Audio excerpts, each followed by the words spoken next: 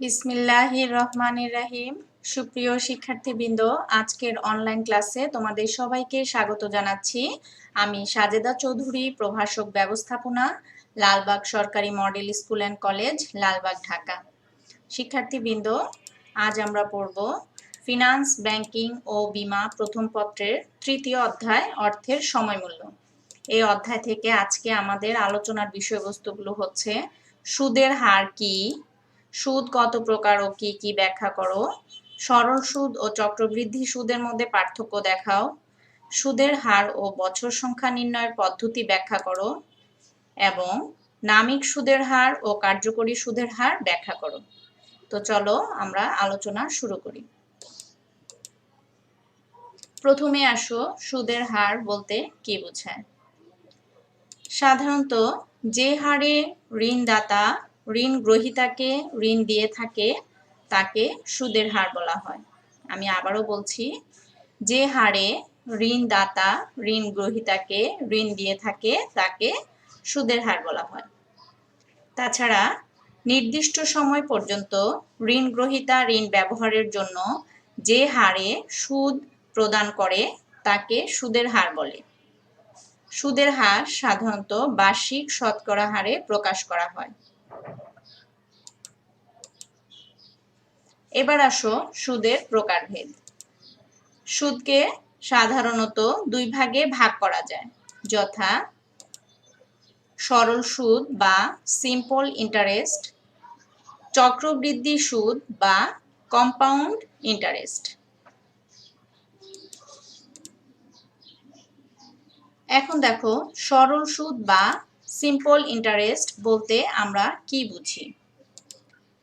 আসল বা মূল টাকার উপর প্রতি বছর নির্দিষ্ট হারে সুদ ধার্য করাকে সরল সুদ বলে। আসল বা মূল টাকার উপর প্রতি বছর নির্দিষ্ট হারে সুদ ধার্য করাকে সরল সুদ বলে। তাছাড়া আমরা এভাবেও বলতে পারি, যেই সুদ শুধুমাত্র আসল টাকার উপর ধার্য করা হয় তাকে সরল সুদ বলে। যে সুদ শুধুমাত্র আসল টাকার উপর ধার্য করা হয় তাকে সরল সুদ বলে।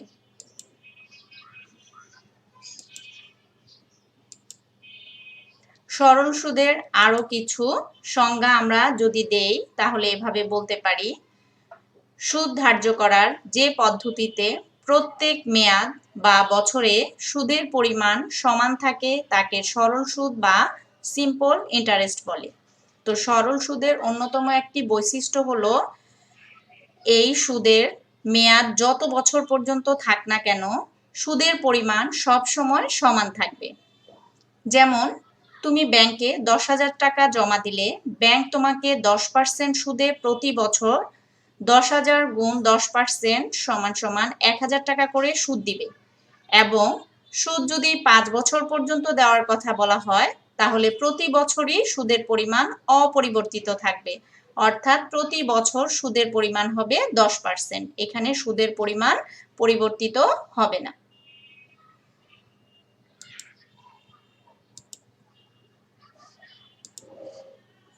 এখন আসো সরল সুদ নির্ণয়ের পদ্ধতি। সরল সুদকে আমরা সিম্পল ইন্টারেস্ট বলে থাকি। তো এসআই সমান সমান পি গুণন আই গুণন এন। এখানে এসআই হচ্ছে সরল সুদের পরিমাণ বা rate of simple interest, P হচ্ছে আসল বা মূলধনের পরিমাণ বা প্রিন্সিপাল, পিতে principal, I rate of interest বা বার্ষিক সুদের হার, এন মেয়াদকাল বা বছর সংখ্যা, নাম্বার অফ ইয়ার। এবার আসো চক্রবৃদ্ধি সুদ বা কম্পাউন্ড ইন্টারেস্ট। চক্রবৃদ্ধি সুদ কাকে বলে চলো আমরা একটু দেখে নেই। সুদাসলের উপর ধার্যকৃত সুদকে চক্রবৃদ্ধি সুদ বলে। চক্রবৃদ্ধি সুদের ক্ষেত্রে প্রতি বছর সুদ সহ আসলের উপর একই হারে সুদ ধার্য করা হয়।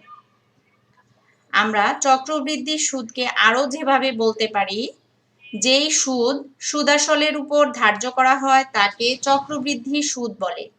অর্থাৎ চক্রবৃদ্ধি সুদ সবসময় সুদ-আসলের উপর ধার্য করা হয়। চক্রবৃদ্ধি সুদের আরো যে সংজ্ঞা আমরা দিতে পারি সেটি হচ্ছে প্রথম বছরের সুদ-আসলকে পরের বছরের আসল ধরে যে সুদ ধার্য করা হয় তাকে চক্রবৃদ্ধি সুদ বা কম্পাউন্ড ইন্টারেস্ট বলে।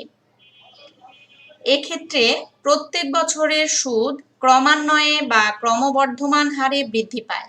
যেমন তুমি ব্যাংকে 10% সুদে 10,000 টাকা জমা দিলে ব্যাংকের সুদের পরিমাণ হবে প্রথম বছর 10,000 গুণ 10% অর্থাৎ 1,000 টাকা। এখানে আমরা দেখতে পাচ্ছি যে প্রথম বছরের আসলের পরিমাণ হচ্ছে 10,000 এবং সুদের পরিমাণ 10%। দ্বিতীয় বছর এই 1,000 টাকা সুদ আসলের সাথে যোগ হবে, যোগ হয়ে আমাদের আসল হয়ে গেল 11,000 টাকা। আমরা যে বলেছিলাম প্রথম বছরের সুদ আসলকে পরের বছরের আসল, তাহলে প্রথম বছরের সুদ আসল হচ্ছে 10,000 যোগ 1,000 অর্থাৎ সুদ যোগ আসল, এটাকে বলা হয় সুদ আসল। তাহলে আমাদের আসল ছিল 10,000, সুদ হলো 1,000, সুদ আসল হলো 11,000। এর উপর 10% হারে সুদ নির্ধারণ করলে সুদের হার হবে 1,100 টাকা। তৃতীয় বছর আবার এই 1,100 টাকা আসলের সাথে যোগ হবে। তাহলে তৃতীয় বছর আমাদের আসল ছিল কত? 11,000। 11,000-এর সাথে সুদ 1,100 যোগ হলো, তাহলে আমাদের সুদ আসল কত হলো? 12,100 টাকা। 12,100 টাকার উপর 10% সুদে সুদের পরিমাণ হলো 1,210 টাকা। এভাবে প্রত্যেক বছরের সুদ ক্রমান্বয়ে বৃদ্ধি পাবে। এটি হচ্ছে চক্রবৃদ্ধি সুদের পদ্ধতি। আমার মনে হয় তোমরা চক্রবৃদ্ধি সুদ কিভাবে ধার্য করা হয় এখন সবাই বুঝতে পেরেছো। এবার আসো চক্রবৃদ্ধি সুদ নির্ণয়ের পদ্ধতি। তো চক্রবৃদ্ধি সুদকে আমরা কম্পাউন্ড ইন্টারেস্ট বলে থাকি। CI সমান সমান P into 1 plus I to the power n minus P। এখানে CI হচ্ছে চক্রবৃদ্ধি সুদের পরিমাণ, quantity of compound interest. P হচ্ছে আসল বা মূলধনের পরিমাণ, আমরা P কে প্রিন্সিপাল হিসাবে এখানে বলে থাকি। I হচ্ছে রেট অফ ইন্টারেস্ট বা সুদের হার, n হচ্ছে মেয়াদকাল বা নাম্বার অফ ইয়ার। এবার আসো সরল সুদ ও চক্রবৃদ্ধি সুদের মধ্যে পার্থক্য। তো সরল সুদ কাকে বলে? আসল বা মূল টাকার উপর প্রতি বছর নির্দিষ্ট হারে সুদ ধার্য করাকে সরল সুদ বলে। চক্রবৃদ্ধি সুদ কাকে বলে?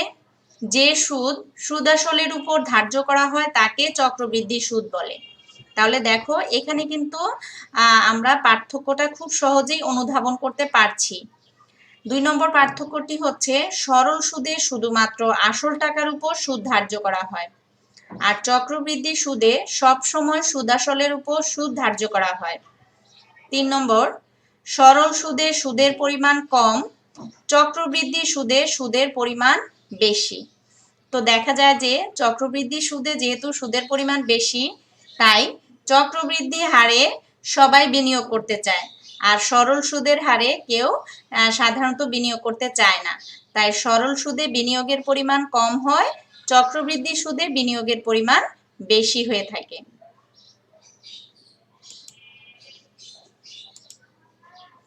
এবার আসো সুদের হার নির্ণয়ের পদ্ধতি।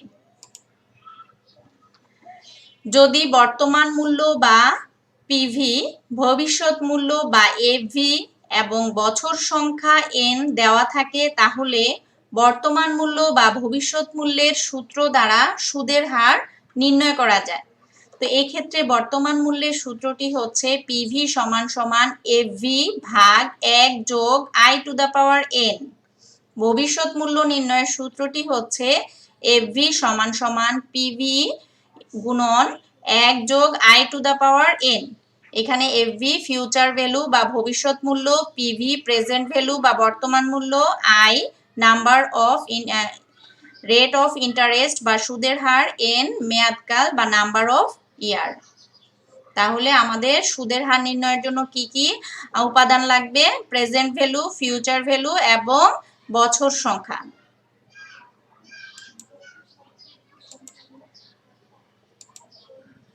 এবার আসো বছর সংখ্যা নির্ণয়ের পদ্ধতি।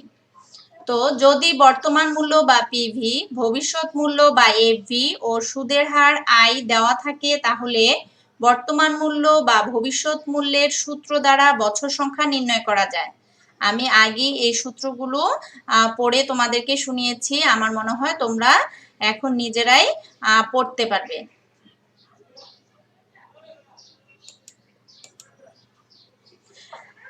দেখো, নামিক সুদের হার বা স্বাভাবিক সুদের হার কাকে বলে? নামিক সুদের হার বা স্বাভাবিক সুদের হারকে আমরা ইংরেজিতে nominal or normal interest rate বলে থাকি।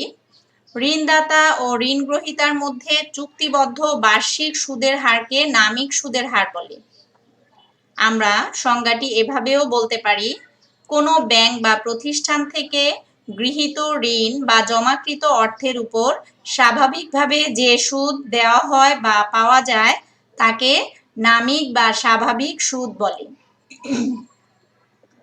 সাধারণত ঋণ বা আমানতের শর্তের মধ্যে এই হার উল্লেখ থাকে। যেমন, তুমি ব্যাংকে 10,000 টাকা জমা দিলে 10% সুদে ব্যাংক তোমাকে প্রতি বছর 1,000 টাকা করে সুদ দিবে। এখানে 1,000 টাকা হচ্ছে নামিক বা স্বাভাবিক সুদ।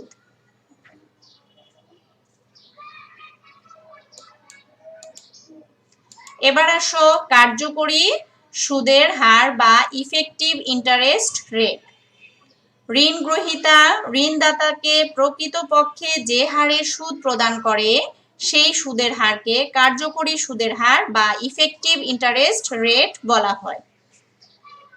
এছাড়াও আমরা বলতে পারি যে যখন বছরে একাধিকবার সুদ গণনা করা হয় তখন প্রকৃতপক্ষে যে সুদের হার কার্যকর হয় তাকে কার্যকরী সুদ বলা হয়।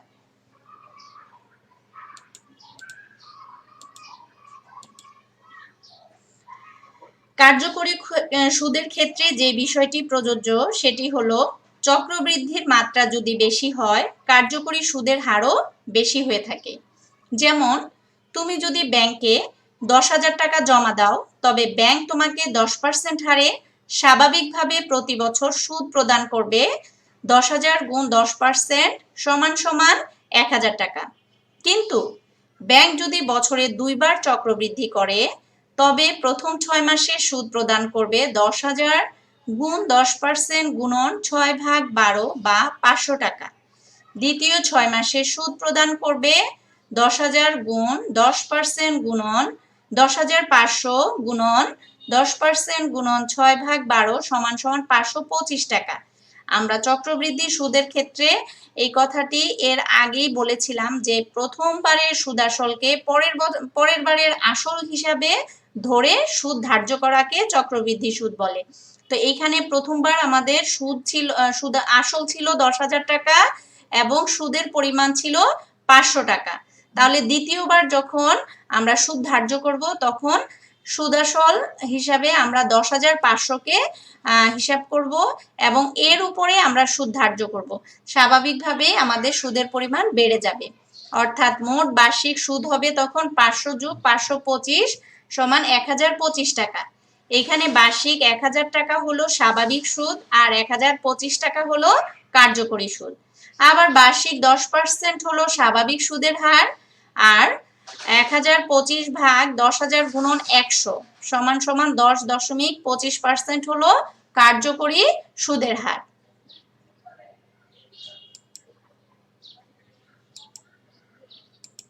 এবার আসো কার্যকরী সুদের হার নির্ণয়ের পদ্ধতি। কার্যকরী সুদের হারকে আমরা ইফেক্টিভ ইন্টারেস্ট রেট বলে থাকি। তাহলে EIR সমান 1 যোগ I ভাগ M to the power M minus 1। এখানে EIR সমান কার্যকরী সুদের হার বা ইফেক্টিভ ইন্টারেস্ট রেট, I সুদের হার, M সুদ গণনার সংখ্যা। আমরা আমাদের প্রথম ক্লাসে M কিভাবে ধার্য করতে হয় সেটি সম্পর্কে স্পষ্ট একটি ধারণা দিয়েছি। তোমরা যারা এম গণনা করতে না পারো তারা প্রথম ক্লাসটি আবার দেখবে, অর্থাৎ 1 নম্বর ক্লাসটি দেখবে এই অধ্যায়ের। তাহলে এম বা সুদ গণনার সংখ্যা সম্পর্কে তোমাদের ধারণাটি স্পষ্ট হয়ে যাবে। এবার আসো নামিক সুদের হার ও কার্যকরী সুদের হারের মধ্যে পার্থক্য কি আমরা দেখে নিই। নামিক সুদের হার ঋণদাতা ও ঋণ গ্রহীতার মধ্যে চুক্তিবদ্ধ বার্ষিক সুদের হারকে নামিক সুদের হার বলে। আর কার্যকরী সুদের হার কাকে বলে? ঋণ গ্রহীতা ঋণদাতাকে প্রকৃতপক্ষে যে হারে সুদ প্রদান করে সেই সুদের হারকে কার্যকরী সুদের হার বলে। 2 নম্বর পার্থক্যটি হলো নামিক সুদের হার হলো বার্ষিক সুদের হার, কার্যকরী সুদের হার হলো প্রকৃতপক্ষে যে হারে সুদ ধার্য করা হয় সেই সুদের হার। 3 নম্বর পার্থক্যটি হচ্ছে নামিক সুদের হার কার্যকরী সুদের হারের উপর নির্ভর করে না। 4 নম্বর পার্থক্যটি হচ্ছে কার্যকরী সুদের হার নামিক সুদের হার এবং চক্রবৃদ্ধিতে সময়ের উপর নির্ভর করে। তো দেখো এই পার্থক্য থেকে আমরা এই বিষয়ে একমত হতে পারি যে নামিক সুদের হারের তুলনায় কার্যকরী সুদের হার সবসময় বেশি হবে। নামিক সুদের হারের পরিমাণ কম হয়, কার্যকরী সুদের হার বেশি হয়ে থাকে। তো শিক্ষার্থীবৃন্দ, আজকে এই পর্যন্তই থাকলো। আগামী ক্লাসে আবার তোমাদের সাথে দেখা হবে। সেই পর্যন্ত সবাই সুস্থ থাকবে, ভালো থাকবে এই কামনা করছি। আল্লাহ হাফেজ।